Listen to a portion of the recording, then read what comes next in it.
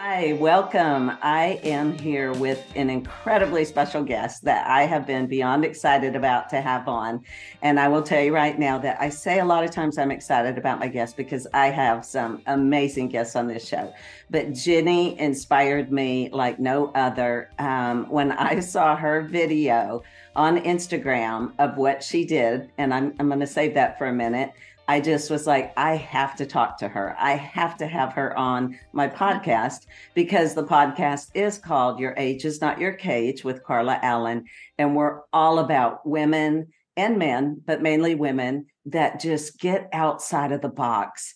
And they realize that the age is not their cage, that they still can do things at any age. And Ginny does exactly that. She has an amazing story. She's such an inspiration. And so welcome Ginny MacColl to the podcast. Hi, Ginny. Oh, thank you so much. I appreciate all those nice words that you said about me. I know. It's always nice to hear, isn't it? Yes, indeed. Well, and the beautiful thing is you did totally inspire me. And the first time I saw and heard about you was on Instagram, and you were on American Ninja Warrior. And I watched the clip on there. I was like, no way. And when I heard your age, and then when I watched the full thing, I literally was in tears because just watching you get through that obstacle, watching your face as you looked at your daughter, I just couldn't do it. It made me think of my daughter. And it was like everything within you just said, it's okay. I got this far and I'm not finished. That's what it said to me. And so that is how I came to know about you. But I want to back up a little bit before we really talk about that. And I want you to share like your background, your story, because you didn't just all of a sudden become an American Ninja Warrior. Kind of tell us what your background is and just a little bit about your story. I'd be happy to. And thank you for that, because the American Ninja Warrior was a wonderful start because of my daughter being there and coaching me and also competing. But it was an amazing experience. And I'll start with how I may have gotten there. It may take a while, though, because I'm 21 years old. There's a lot of territory to cover. That's okay. Well, you can go back because I love your background and all that you've done. And I think it's an important part of your story. So I grew up in Knoxville, Tennessee, and a wonderful background. I decided that I wanted to go into dance, and I started in third grade and I continued dance. And at 16, I swore to myself that I would always exercise. My parents did not ever exercise at all. So I'm not sure where that came from, but just maybe from the dance, the discipline of dance, which helped me continue to at least keep active. And I decided to go to New York and become a professional dancer. And at 20, I left college and I went to New York, which was an amazing difference between Knoxville and going to New York City. So especially at age 20. But I gave myself 5 years. I said 3 to 5 years to see and give it enough time that I could actually make some progress. And I did some modern dance, and I was in some companies and on scholarship and did a lot of dance. And then I started to break away and do a little bit more acting, and ended up doing a Broadway show called Pippin in 1974. And I went on the road with it and came back and did it on Broadway. And on Broadway, it was like the top of the top. It was like walking down Broadway going, I'm playing a lead in a Broadway show. It was like, the top. I mean, where do you go from there? But, all things change. And I consider those golden years. From Pippin, I went on to do TV commercials. I played a lot of housewives and moms I did, Folgers and Mr. Clean. I would love to see some of those commercials. They're actually on YouTube. Okay. Yeah, so you can see it. It's under my name, Ginny MacColl, and you can see on my page that I have like dozens of these commercials. I couldn't find them all, but you can see them, and they're fun because it was in the 70s and 80s. And so there were 60-second commercials, and people watched the commercials because they didn't have DVRs. So there's some classics there, like Sizzling, where the bacon flies out of the fry pan, and Jordache jeans. Of course, everybody loves Jordache jeans. I mean, Wonder Bread, Folgers, of course. So that was that's why I call it the golden years, because you get residuals. And that's when I met my husband and I got married and we had 2 children and they started to go to school in the city. And like I was starting to say, all good things sometimes come to an end. So the divorce ended that, and I couldn't stay in the city any longer because it was just too expensive for me. So my kids, my dog, and I moved out to the country. It was a very remote location. And that's where I call my survival stage. And I had to get a job, a real job, acting and doing all that. I couldn't travel the 2 hours in away from 2 young kids. And nobody would hire me. I mean, I think I went into a bookstore and I got $5.15 an hour, and I cried and I was saying, like, you've got to hire me. I've got to do this. How old were you at this point? In my 30s. Okay. So probably late 30s or early 40s. Yeah, very hard to get a job, especially when you have 2 kids. And I ended up in a radio, and I thought I could do production because that was kind of my background, but they don't pay to do production in small markets. So I learned the sales end of it, and it gave me leeway to be home with the kids and that kind of a thing. So it was like learning all over again, becoming a new person, reinventing myself. A lot of the things with sales was very much like acting because it was persistence. You have to deal with rejection, a lot of the same kind of things that you deal with. But then there was the Poconos, which were blizzard upon blizzard. So we ended up, stuck in the house for a week sometimes, where we had to shovel the snow off the roof. I mean, it was like craziness. Great for the kids because they had this wonderful place where they could live outside. They didn't have cell phones. They didn't have, all the social media. They just had the outdoors. No cable TV, no phones. iPhones. So they lived an outdoor kind of life. So it was fun in that respect. And this is where I learned nobody else is going to do it.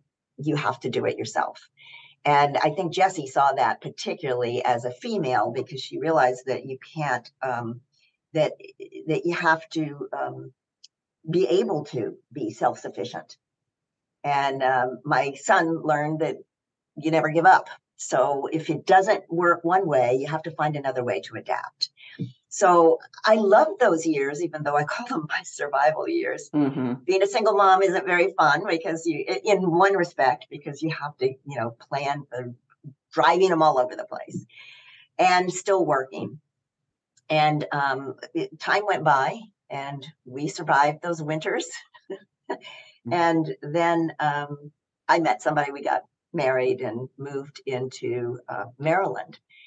So that was another phase where I continued radio with always a desire to get back to acting. That was my number one goal. The kids had to continue on with their sports, Jessie in gymnastics, Darren in baseball. Those are my kids. And when they were both past college age, it was time to retire. So I'm fast forwarding through all this time. But my husband and I retired in North Carolina, and that's when I was ready. Before I even moved, I had pictures and resumes. I had been working on acting and went full force into getting back into it. Got an agent, and she said, "Go gray." I'm like, okay, I guess I could always go back again if I wanted to. But to be more myself, who I am. So that's what I did. And I started working again in commercials. And it took a while because you have to get to know people.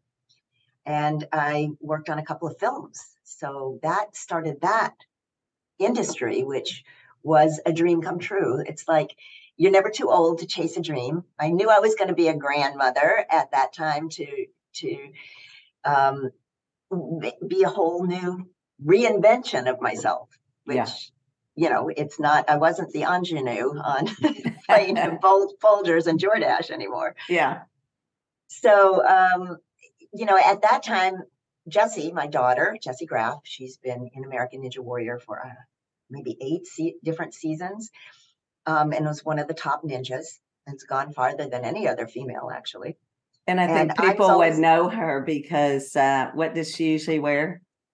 Oh, like a the Wonder Woman kind of a costume. Yes, and yeah, she has such grace and beauty, and that's what I saw when I was on the sidelines cheering her on. Is like, wow, I learned growing up that you don't want to get too bulky because it's not feminine.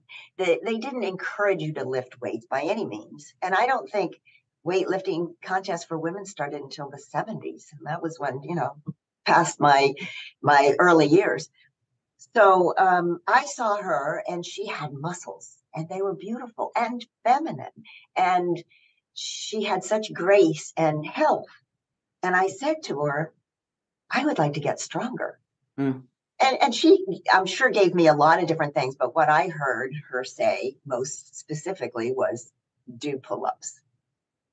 So I got my bar, I put it in the closet door, and I had handles that I worked on, and I wasn't getting anywhere. I didn't have upper body strength. As I was a dancer, but I didn't work the upper body to tighten the muscles. So when I retired, I went to a personal trainer and started working all the muscles. And my goal this time, and I try to make attainable goals, like in New York, 3 to 5 years. Now I wanted to get 5 pull-ups. So we worked the arms, the back, the chest. We, did the legs. You do whole body. Right. And, some very specific things geared towards pull-ups. And it took me an entire year to get 1 pull-up. And how old were you? What was your age at this time? Oh, I got the pull-up when I was 65, but I started working on it at 63. Wow. And I love how you detailed that out and explained it, because I think one of the biggest mistakes in trying to be make a goal, like you said, attainable goals, which I think is so important, but is working up toward that pull-up. Because I think one of the biggest mistakes is people just get on that bar and they want to try and do it, and then they're discouraged when they can't, instead of building up to that and building that strength. So I love that you pointed that out. I also have to say right now, you're never too old. Yeah. You're never too old to do exactly. that. And yeah. And it's never too late. Yeah. So that, in fact, it took me 7 months before people would say, you look more toned. Don't you love that term? Yeah. Tone sounds a lot better than you're too bulky. Yeah. But I don't think I got bulky. But so I was so proud of getting that pull-up that I continued on. And that's kind of the story of the ninja part. Before you move on from that, how many are you doing now?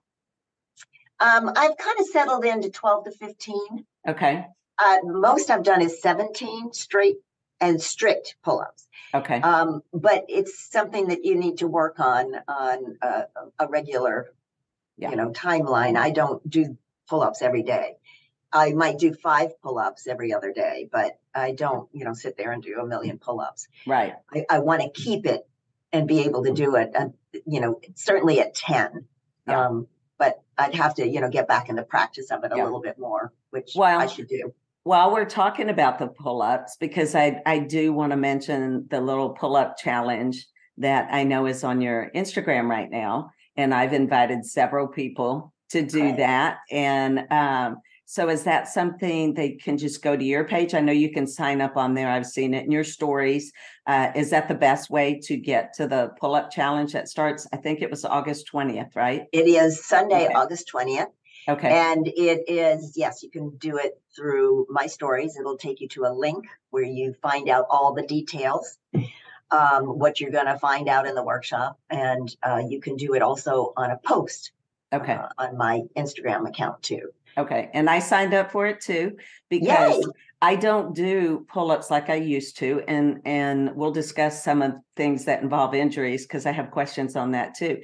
But I am just getting back in the swing of really getting into my weight training again, because on June 7th, I donated a kidney to one of my lifelong friends.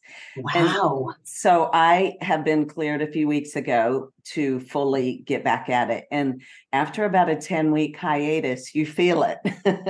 you feel the difference. And Yes. And so for me, I want to do some challenges for myself to get back in. So this couldn't have come at the more perfect time. So I'm excited for others to get involved in it. Good. You have to take it slow and take it in baby steps, and also take everything I do in Ninja is in progressions. Yeah. And you want to find somebody that'll help you do that. Like, I went to a personal trainer because I don't trust myself to do all the things that I need to do. I'd probably do a set twice and go, okay, that's it, I'm tired. Yeah. But with somebody there that says, oh, your knees are turning in, get your knees out, or lift your head. It keeps you on your toes a little bit more, and you know when to go to the next weight up. So I like having that direction and that structure. Yeah. At what age did you really start strength training, weight training? Was that in your 60s, or did you ever do it 63. before? Well, I should say that first, because I never went to a gym, and I had never done sports before I was age 63. And that's when incredible. I retired. Yes, I guess so. I really didn't think about it. All I wanted to do was get stronger. That's all. Yeah. And that's what I think that people who do constant dieting would benefit from that mindset, is to let me get stronger and work that way instead of, taking diet pills and such. Right. I mean, each to everybody's own. Obviously, you'll find a way to get there, but to be thinking a different mindset, like I want to get stronger, really focuses you and keeps you on track. And then your diet kind of follows along that, because you want more protein. You want to help that strength growing process. Yeah. Well, let's talk about that, since we're here and you mentioned that is nutrition and your lifestyle with that diet lifestyle. I always hate the word diet but I don't mean a specific diet. I just mean, right. And I would love to hear, and for you to share the things that have helped you, with the listeners understanding that everybody's different, and what one person does doesn't mean the other person does. But I think as we age, it's important to, I'm 58, and I think it's important for women to know kind of more how it changes and what your body needs. And I think one of the biggest things for me I've learned is that we need so much more protein than what most women are getting, and especially at this age. And I'm a health coach, and I coach people, and when I see the amount of protein a lot of my clients eat, it's nothing. And I'm like, how are you getting through your days with so minimum? So I would love to hear kind of your thoughts on nutrition and what it looks like for you, and especially as you've been I don't want to say aging, at the age you're at, at the very young age that you're at. What does it look like for you? Yeah, and don't let me forget, because I need to talk to you about bone density, and your audience about bone density as well. But I'll do nutrition first. Yes. But I have to tell you, since you said aging, that a little boy came up to me after a competition one day, and he says, "How old are you?" And I said, 71. And he went, jaw dropping. And I went, "You think that's old?" And he goes, "For a ninja." I loved him for that. Yeah. So before, I was saying, I never really thought I could get stronger. It never occurred to me that you could keep getting stronger other than just maintaining.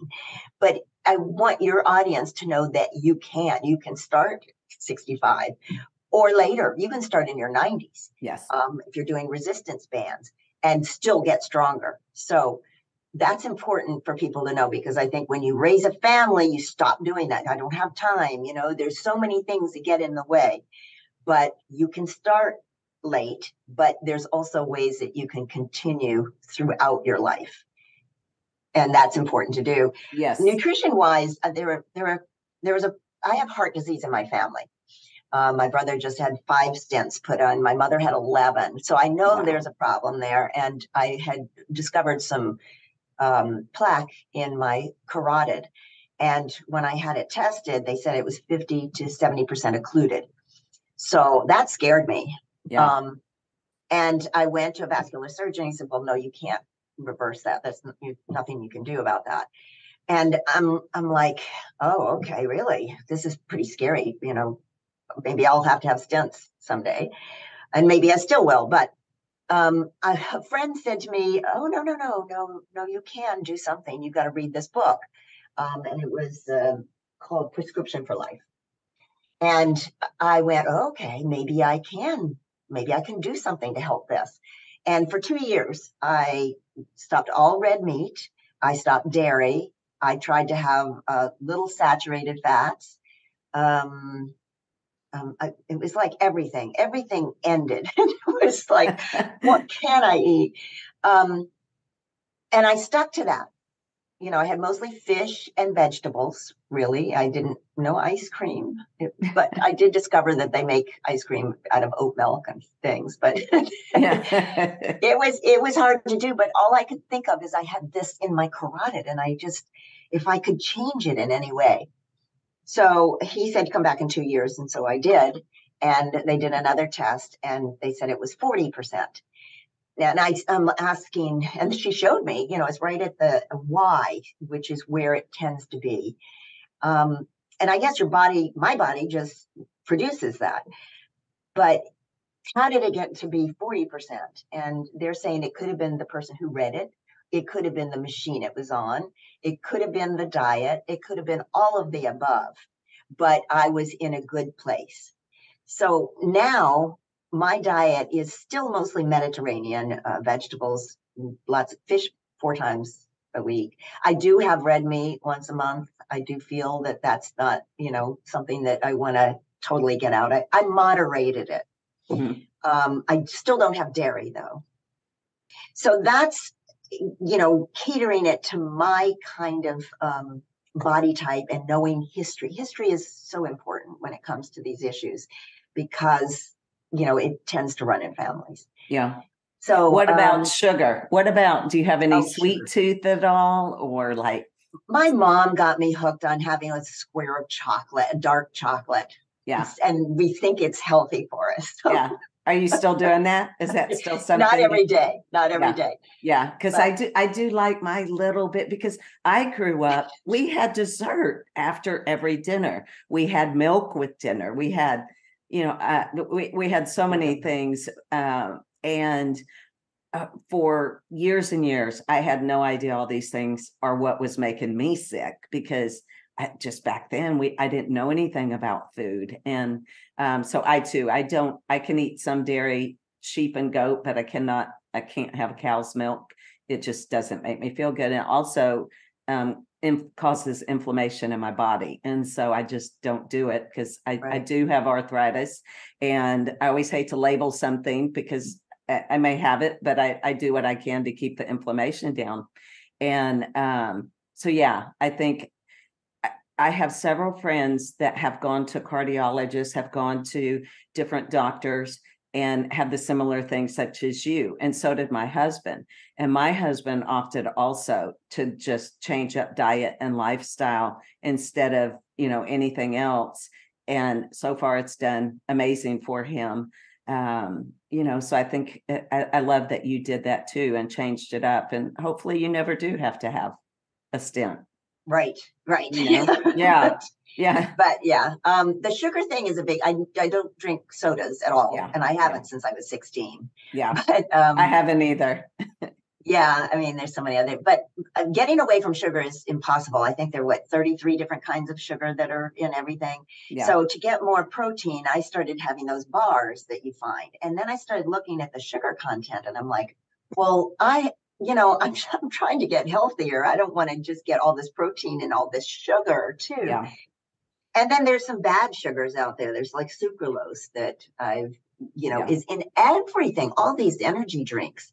So, I mean, you see people looking at ingredients now and they see Yeah. these things and they try to stay away from them as much as possible. But it's a battle Yeah. because I don't even know what half of the sugars are that are out there. Or, Yeah.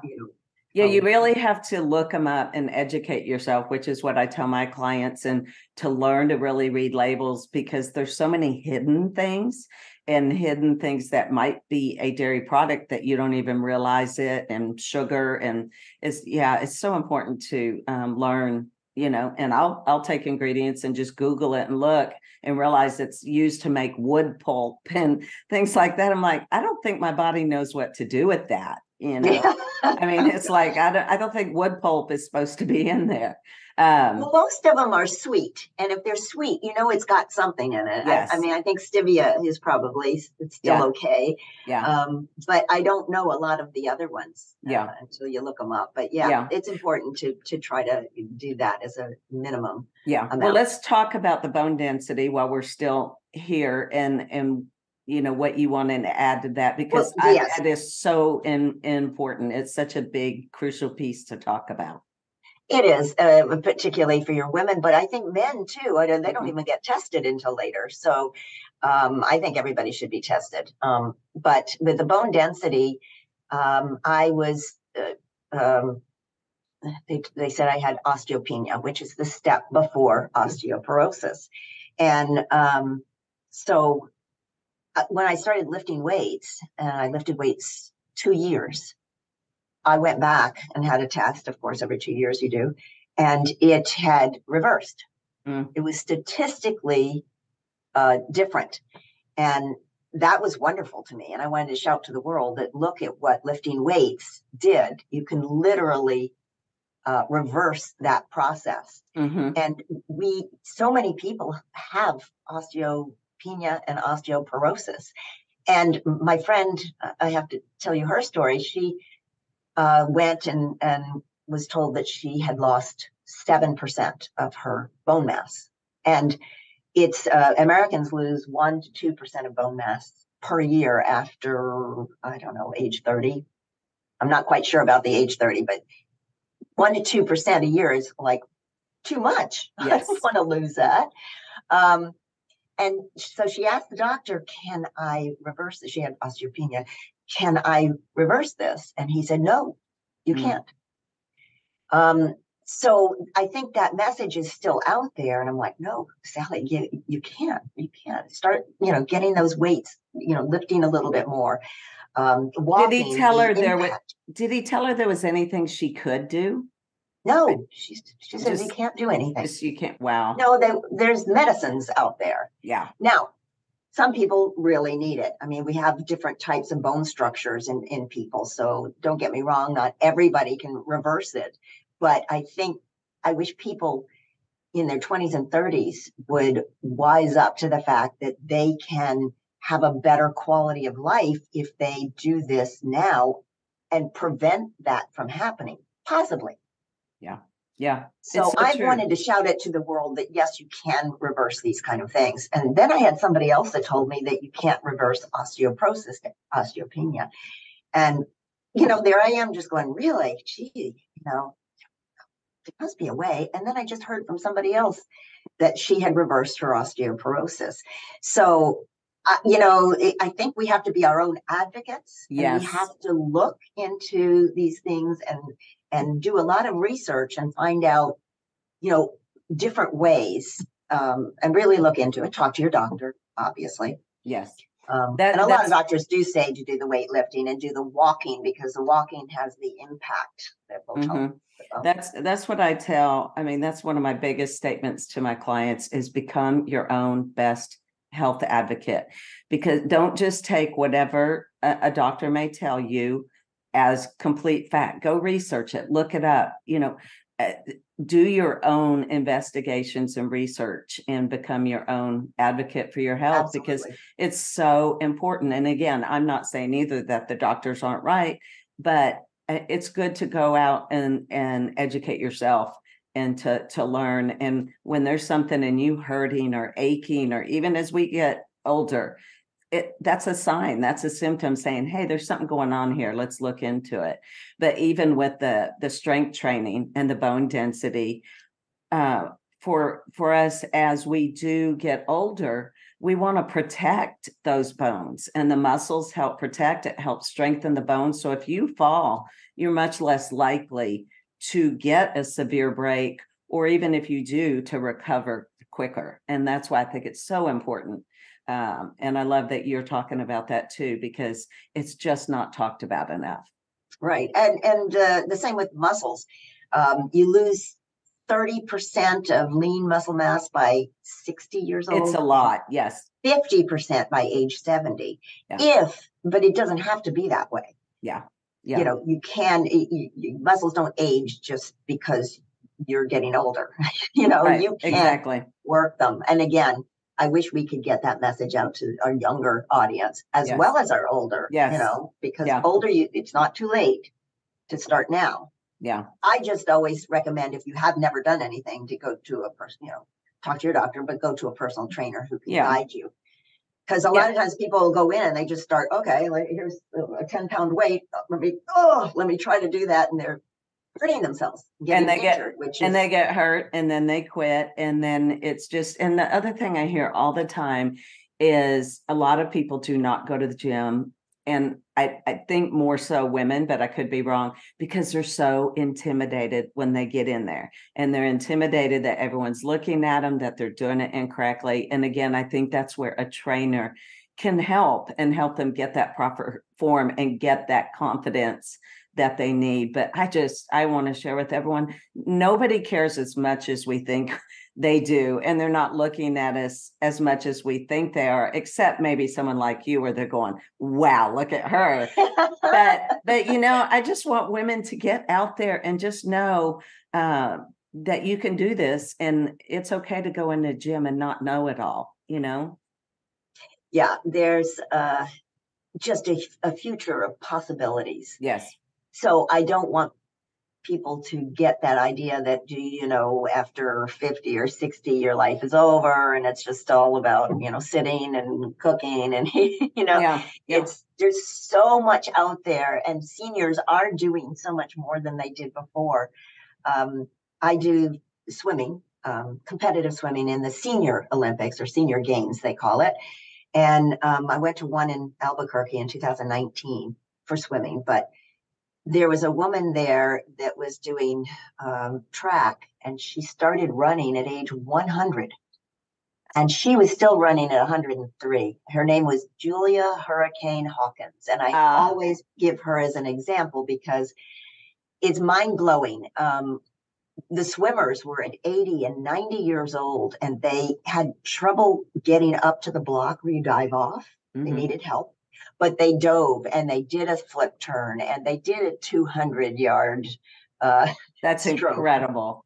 And I was so impressed by seeing where you can go and how you can continue. And I just did it this past year in Pittsburgh, and there was a woman there, 97. And she broke 6 records. And was she swimming, or was she doing something else? She was swimming. Wow. I mean, that's incredible. And I've seen some of the clips from the Senior Games. And in fact, I think I had shared one on my post or story on Instagram, because I'm like, people need to see this, that yes, we don't just stop and give up, because I'm doing more now than I ever did, honestly, in my younger years. And I feel stronger than ever. Yeah. And it feels good, and I feel good. And I just want others to know that. And that's exactly why I wanted you on too, because I know what an encouragement you would be. So tell us, give us your ninja experience. Like, what did that look like? How did you train? I mean, how do you even begin with that? Because, wow, it's, I did the obstacle course in Wilmington, North Carolina, when I visited my son and his wife. And I did not do all of it just because I wasn't at a point yet where I can, but I did play with the stuff while my son was running through all of them. And it's just like, it looks easier than it is. And I then would you say did that. Yeah, Being on the show, it definitely, those athletes make it look so easy. they do. They make me go, I could do that so easy. And then just that little bit I was there, I was like, oh, this is tough. Yeah, very. Yeah, it's very intimidating too. Yes. Yeah, on the show itself, we film it at night. So this one was in Los Angeles, and it was cold. It was a cold spell. Actually, we were postponed one day because of rain. So it was not fun at night with the cold temperature and at night. Yes. I actually didn't go on until after 1 o'clock in the morning. Oh, you're kidding. No, in fact, they took a what they called this a lunch break at 12:30 because the crew they have to work so many hours and then they have to break. And just as I was going on, they took a break. So that was crazy. But you really see the obstacle for the first time when you go through rules. And they have one demo or tester go through the obstacle. They tell you the rules. You can't touch this. You can't touch that. They show you how it goes with a tester who knows what they're doing. Yeah. And that's all. You don't get to touch the obstacle at all. You don't get a trial run beforehand or anything. No. Oh, I had no idea. Yeah, that's the scary part.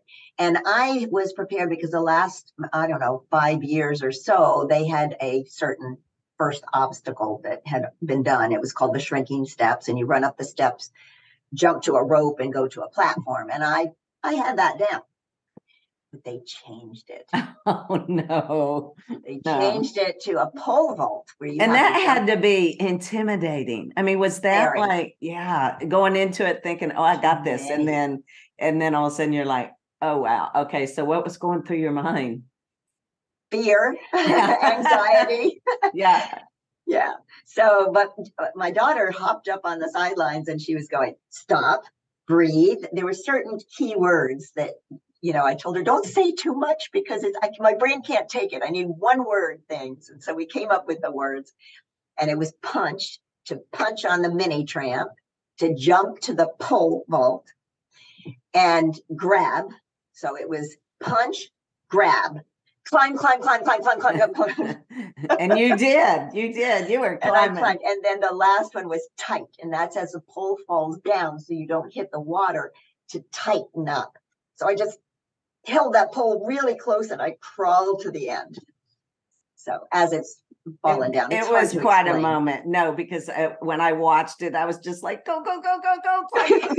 It's just like, is she going to make it? Because I didn't know yet how far you made it.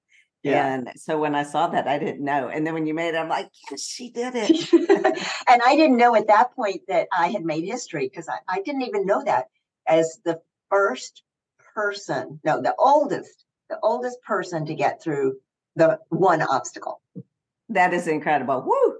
I mean, I felt really good about that. Yeah. Okay. So how many obstacles did you get through? It was the one. Is that correct? Just the one. Okay. So the next one is I don't even know how to explain it. You probably can explain it better, where you did let go.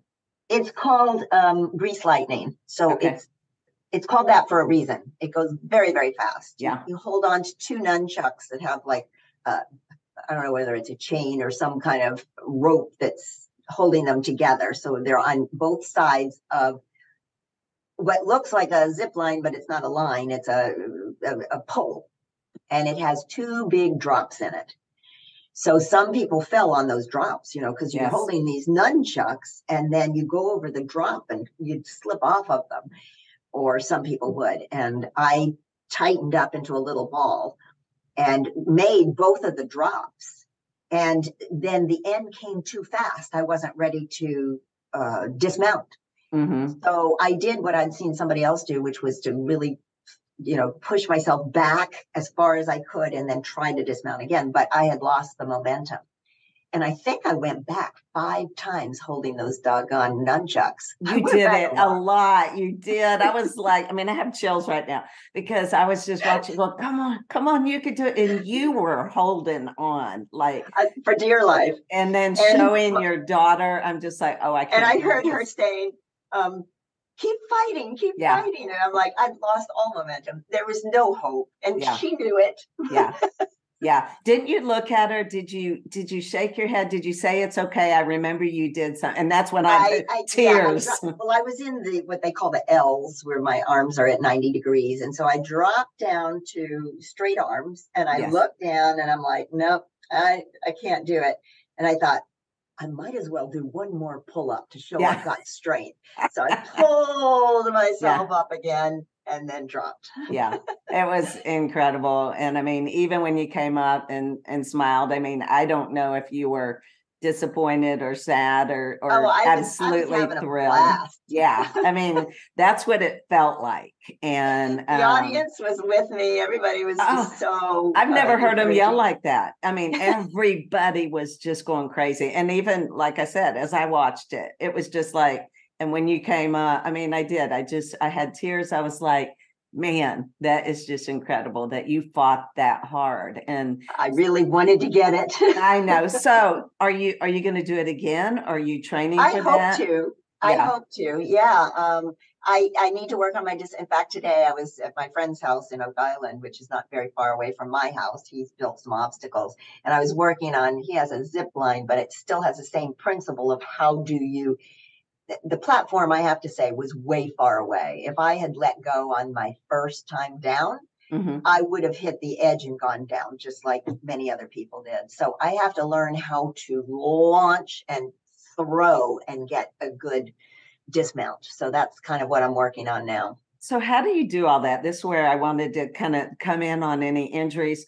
When I see that, I mean, I envision shoulders just coming dislocated. And I mean, some of them seem so intense on your body. And so how do you deal with that, with injuries or, because like I have in my arm, it really, when I do weight, it tweaks a lot. There's certain little things that I know. And I'm like, how are you dealing with anything like that? And do you do any kind of muscle recovery therapy? Share kind of what you do for that. That is important, but warming up is important too. Like, I don't do upper body things until I've done a couple of pull-ups. I've done some scapula retractions where you pull it down. And I try to warm up my shoulders. My daughter has had several injuries, and she had both her shoulders done and her knee all in close proximity, and that was from injuries that she had gotten. And it's tough. She says, and I like the way she says it, is that you have to build armor around all your joints. So you want to strengthen those muscles that will help you. But I do it in progressions. Like, I don't jump to a lache is you swing on one bar, you throw, and then grab another bar. And sometimes they're 4 feet, 5 feet, 10 feet apart.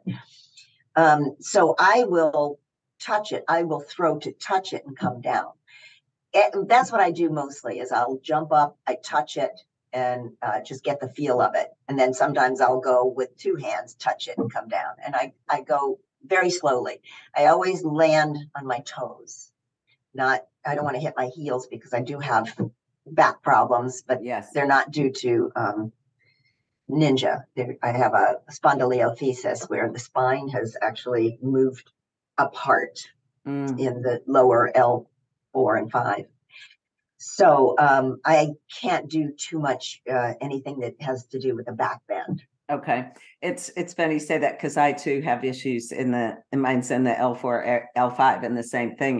That's something that I've been working on right now with that, just making sure. Yeah. Well, and because of my surgery, needless to say, the abs are not there right now. There's a lot. And so I'm aware of that, and I'm careful, because I know if my core isn't strong, I have potential to cause more injury. Are you doing other things other than strength training? Do you do any other kind of yoga or anything else? I know you swim. Yeah. Swimming is one of the biggest things, and I wanted to bring that up too, because cardio is so very important too. And I think that helps the blood flow. that's the way I think. I have this image in my mind that when I'm running or getting out of breath, when I'm really moving that cardio, I feel that the blood is like gushing through, and maybe it'll take some of that plaque out of there. Yeah. Yes. But yeah. you should be doing cardio 4 times a week, and you should be doing strength training 2 to 3 times a week. And you can do strength and cardio in the same day. But those are that's just kind of a plan to have of action. Obviously, you're not going to start out that way, but you start. How long do you do cardio, and do you still have a trainer also for your? Well, cardio is all of swimming. I swim for an hour with a huge workout, and Wow. I used to think I can't do this anymore. And then we have partners in our lane, and she's a beast, this girl. And I go, well, if she's doing it, I can do it. That's why I hope all your audience will say, well, wait a minute, she's 71. She's doing that. I think I better get off this couch. Yeah, I fully believe people are saying that. So anyway.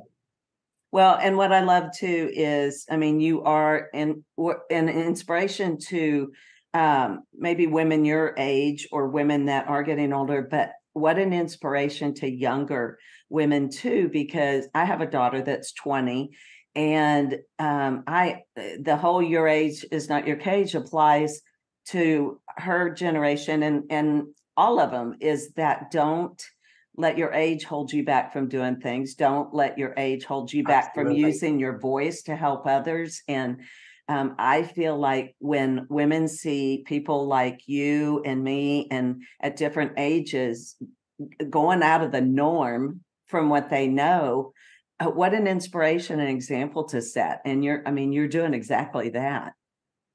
Well, thank you. I hope so. I mean, that's why I started Instagram, was to get people to see what seniors can do, that you can do a lot more than you think you can. Yes. A lot of it is just getting rid of those stereotypes, like you don't want to get too bulky, which I think people still think today.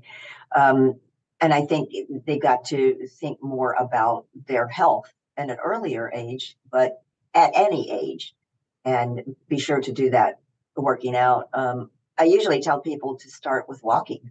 Yeah. I mean, that's easy to do. Everybody can do it. I walk a lot. I'm a walker. It's my therapy. It's my, it just helps release for me. It's just my time. Now, with the temperatures in Texas right now, where every day's been about 108, if you don't walk early, I'm not walking. It's pretty bad right now. That's a good time to exercise anyway. Yes. That's a really good time. I do all mine in the morning early. I like not only that, but scientifically, I think they've said is to feel the sun, first thing in the morning is going to put you in a better mood as well.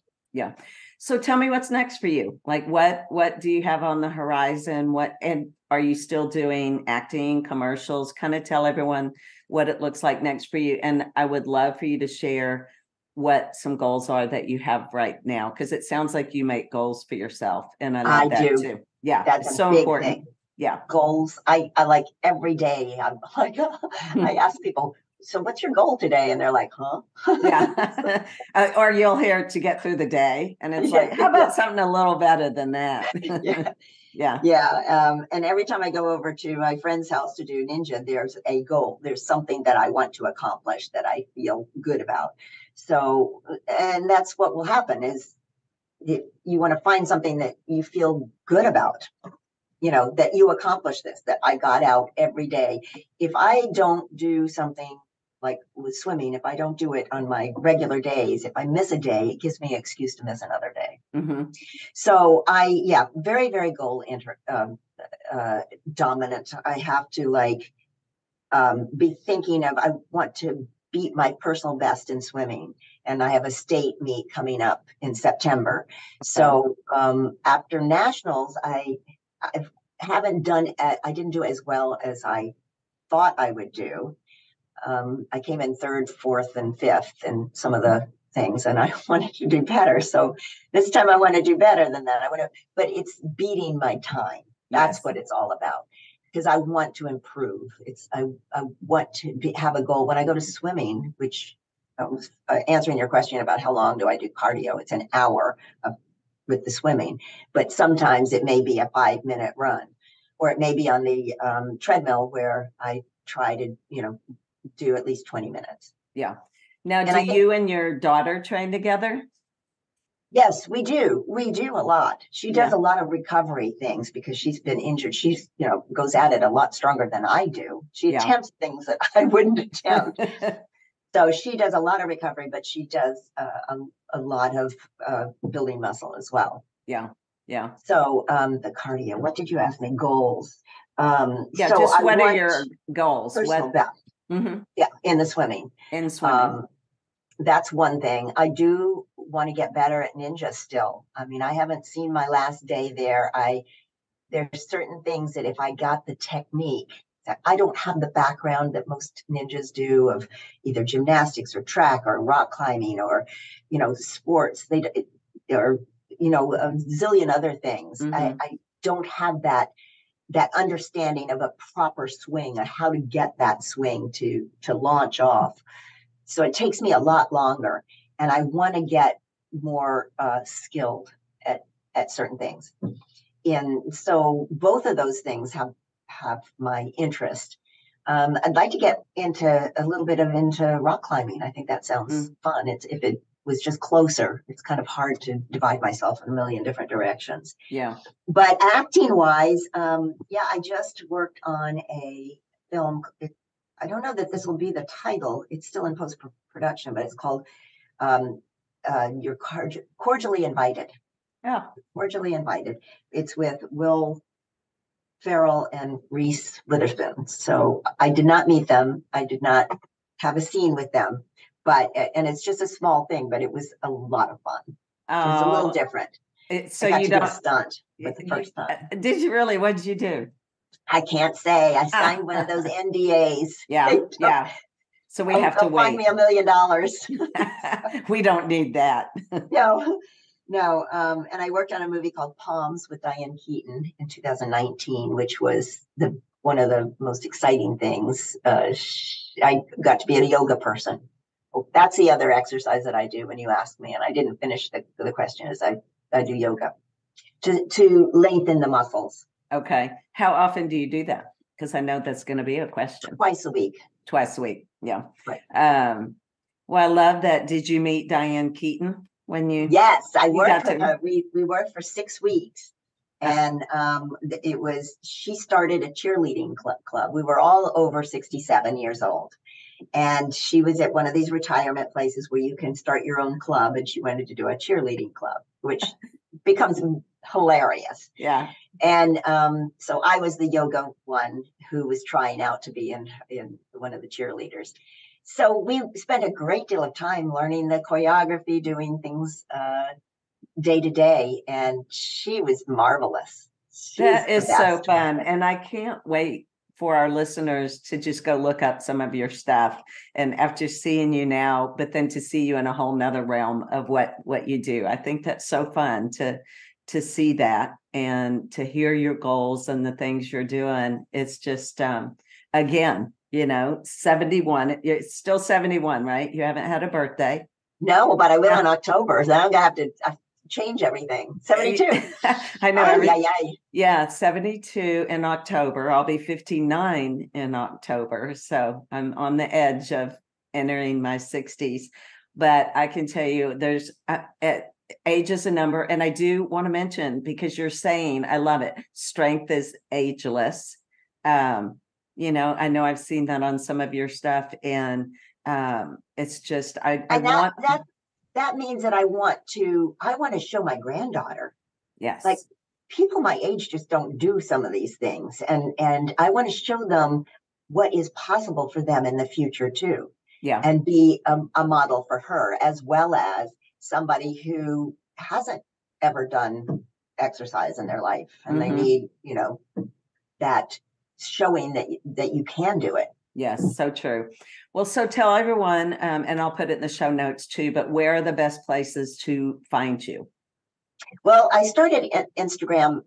Actually, it was because I fell when I did the first time I did American Ninja Warrior on the first obstacle. And I was devastated because I thought I'd let my daughter down. I'd let all seniors down. It's just, and then every time the show came on and I saw how those athletes made that first obstacle look, it was just a tough time. And Jessie kind of was saying, but look at what you have accomplished. Look at what you have done. I mean, so you fell on that. One fall doesn't define you. All that kind of thing. You know, this negative talk we give ourselves, we got to get rid of it. So true. So with Instagram, I would do, different things that I could do, pegboard, I mean, interesting things. And it sort of took off and it made me feel better. And other people were motivated and inspired by it. So that's my main thing right now. And it's just my name, Ginny MacColl, which is Ginny. MacColl is MacColl. That's my Facebook. That's my YouTube, which is where my old commercials are. And a bunch of other stuff that just appeared there. I don't know why or how. This technology is too much for me. Yeah. Well, it sounds like you're in all the places that everyone can find you, and to find you for the pull-up challenge coming up. And it's not a pull-up challenge. It's a pull-up workshop. So that's right. Workshop. Who have not been able to get a pull-up will get some really key ideas of what to do, how to start, and how to continue. Yes, which is exactly why I did it too, so I could learn the steps again, just to kind of get back into that and master that too. So I'm just a guest host. I'm not the girl who actually has started this, has been teaching pull-ups for 3 years. So she's got a pattern of what she does, but I will show some of the things that I did at my ripe age to get started. And I'll, give some background on who I am as well.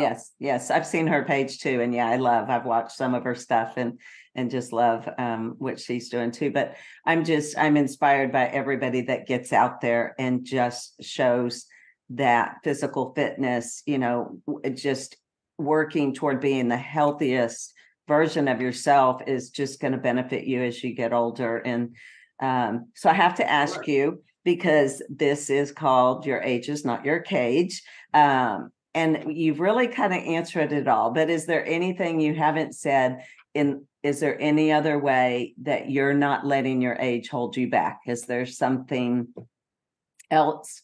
Or, like I said, you've already shared so much of what you're doing that you're not letting your age be your cage. But I always ask everyone at the end.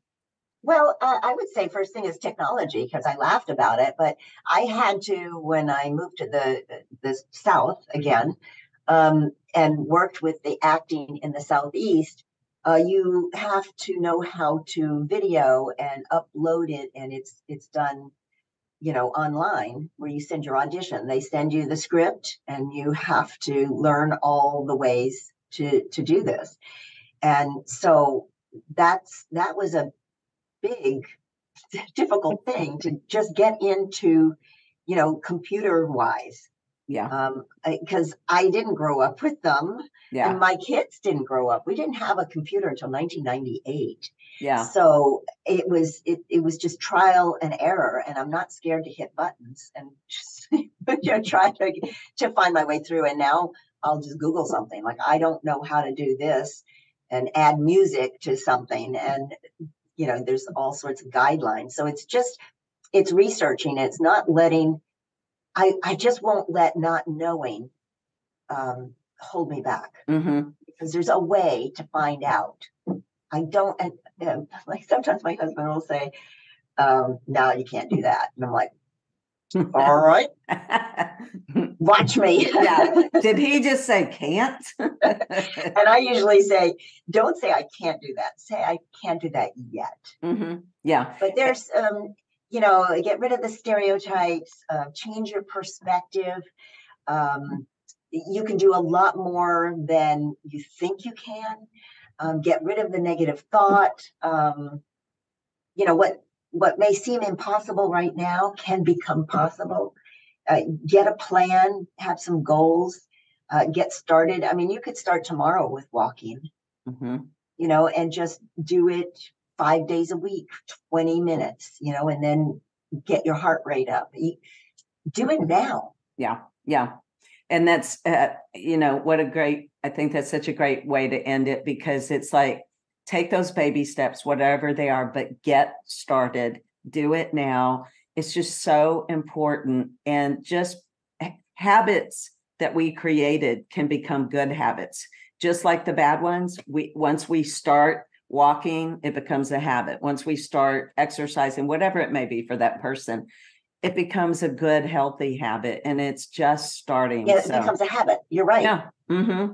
And then you go, wow, how did I ever not do this?